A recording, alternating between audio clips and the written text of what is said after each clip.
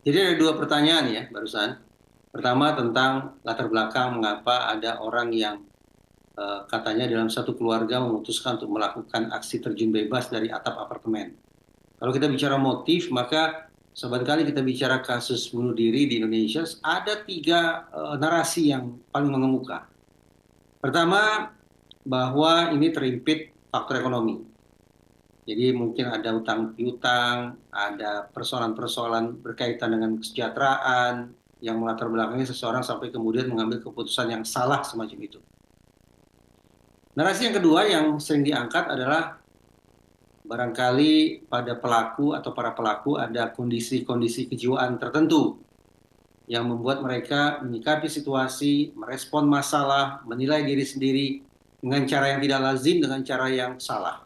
Dan narasi yang ketiga yang juga acap diangkat adalah terkait dengan adanya keyakinan-keyakinan tertentu. Mungkin ada kelompok-kelompok masyarakat yang menganut aliran atau ajaran tertentu yang sedikit banyak boleh jadi ditafsirkan menjadikan bunuh diri sebagai sebuah jalan keluar. Yang harus saya katakan tampaknya kepercayaan semacam itu sekiranya betul-betul ada harus dikoreksi secara total. Namun, apapun motifnya, apapun latar belakangnya, menurut saya kita harus kirim pesan yang tegas kepada masyarakat bahwa tidak ada pembenaran sedikit pun bagi aksi bunuh diri. Dengan kata lain, tidak ada motif, tidak ada alasan, tidak ada latar belakang yang bisa dijadikan sebagai pembenaran, sebagai justifikasi untuk menjadikan langkah yang sedemikian fatal sebagai sebuah tanda petik jalan keluar.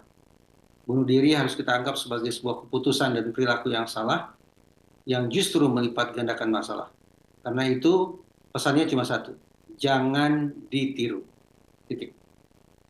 Nah, sementara terkait dengan apakah ini merupakan peristiwa bunuh diri, memang di masyarakat bahkan otoritas penegakan hukum pun menggunakan narasi kurang lebih ini adalah satu keluarga bunuh diri.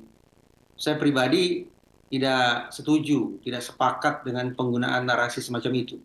Kenapa? Sekali lagi kita bicara tentang tewasnya sekelompok orang ya. Ini bukan merupakan aksi individual, tapi aksi sekelompok orang. Karena ini merupakan aksi sekelompok orang, maka sebetulnya kita harus menakar terlebih dahulu. Apakah masing-masing pihak punya kemauan dan antar mereka punya kesepakatan untuk melakukan aksi tersebut. Kalau masing-masing pihak memang punya kemauan dan antar mereka membangun sebuah kesepakatan atau konsensus, maka baru tepat barangkali untuk disebut ini adalah aksi bunuh diri bersama-sama, aksi bunuh diri satu keluarga. Tapi fakta pada kasus ini yang tidak bisa kita elakkan adalah ada dua individu yang masih berusia kanak-kanak. Kita dengan demikian punya kepentingan untuk melindungi terutama kedua anak tersebut. Caranya adalah kita tidak bisa menggunakan cara pikir yang sama. Kemungkinan bahwa anak-anak punya kemauan, lebih-lebih kemungkinan bahwa anak-anak punya kesepakatan untuk melakukan aksi ekstrim semacam itu harus kita buang jauh-jauh. Anggapan bahwa ini merupakan tindakan yang konsensual, tindakan yang dilandasi pada konsensus, itu gugur dengan sendirinya. Karena sekali lagi ada anak-anak yang dilibatkan dalam situasi tersebut. Dengan kata lain, terlepas apakah anak-anak mau atau tidak mau, sadar atau tidak sadar, setuju atau tidak setuju, pokoknya anak-anak harus dianggap sebagai manusia yang tidak mau dan tidak setuju. Tidak boleh ditawar-tawar. Dengan kata lain, anak-anak secara otomatis dan secara universal diposisikan sebagai manusia yang tidak mau melakukan aksi bunuh diri dan sudah barang tentu tidak akan mau membangun sebuah kesepakatan dengan pihak lain untuk bunuh diri. Konsekuensi pemikiran semacam ini adalah alih-alih menyebut kasus ini sebagai kasus tunggal yaitu kasus bunuh diri, justru saya melihat kedua anak tersebut adalah korban pembunuhan.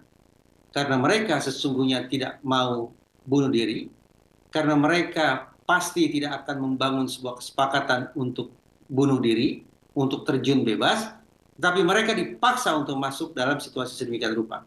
Mereka sekali lagi dipaksa untuk melakukan sesuatu yang tidak mereka kehendaki.